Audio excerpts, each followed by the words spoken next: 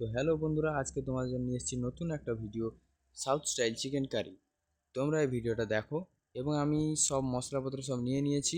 South style chicken কারিতে আলু পড়ে না, কারণ তারা আলু ততটা পছন্দ করে না, কিন্তু আমি এতে আলু অ্যাড করেছি কারণ আমি বাঙালি, আমাকে আলু না ভাতে পড়লে আমরা খাওয়া দাওয়া হয় না। তো আলুগুলো প্রথমে আমি ভেজে নিচ্ছি। দেখেছো, আলুগুলো আমি ঠিক কাটিং করে রেখেছি, ওগুলো সব ভেজে নিচ্ছি। ওতে একটু হলুদ, একটু লবণ অ্যাড করে দিচ্ছি ভাজার সময়, কারণ একটু আলুর কালারটা খুব ভালোভাবে আসবে।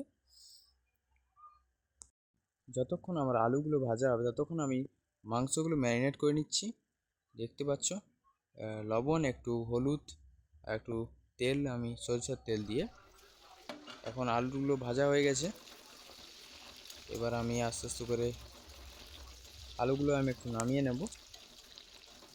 আলুগুলো নামানোর পরে আমি একটু গ্যাসের ফ্লেমটা লো করে একটু অয়েল অ্যাড করব।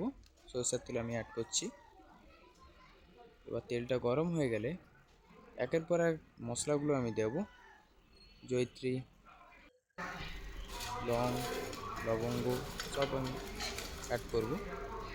এরপর যেটা সাউথ স্টাইল চিকেন কারিতে মাস্ট পড়ে, যেটা আমরা দেই, ওটা হচ্ছে কারি পাতা।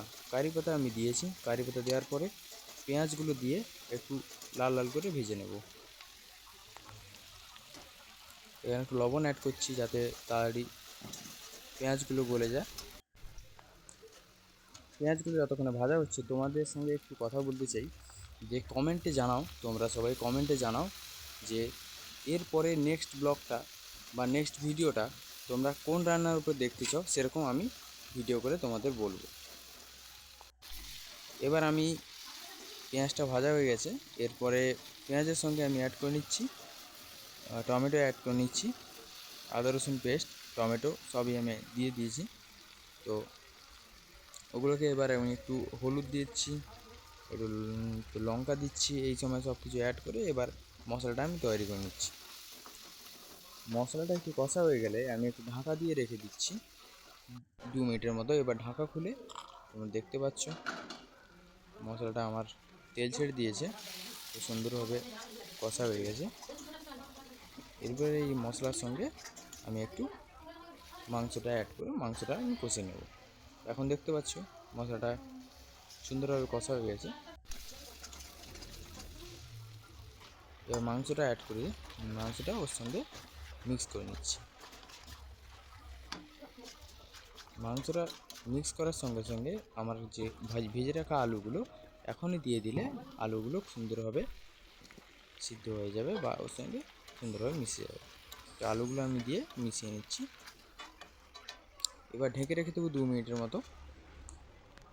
তো ঢাকা দিয়ে দিয়ে আমি মাংসটাকে ভালো মতো কষিয়ে নিয়েছি 10 মিনিটের মতো, 10-15 মিনিটের মতো আমি কষিয়ে নিয়েছি। এবার কষানোর পরে আমি জল অ্যাড করছি। এবার যেই পরিমাণে তোমাদের জল লাগবে সেরকম, কষা যদি রাখতে চাও কষা রাখতে পারো। আমি এখানে একটু জল অ্যাড করছি। জল অ্যাড করে আবার ঢাকা দিয়ে রেখেছিলাম 10 মিনিটের মতো। এবার ঢাকা খুলে দেখতে পাচ্ছ আমার চিকেন রেডি হয়ে গেছে। তো দেখা হচ্ছে নেক্সট ব্লগে। Bye bye.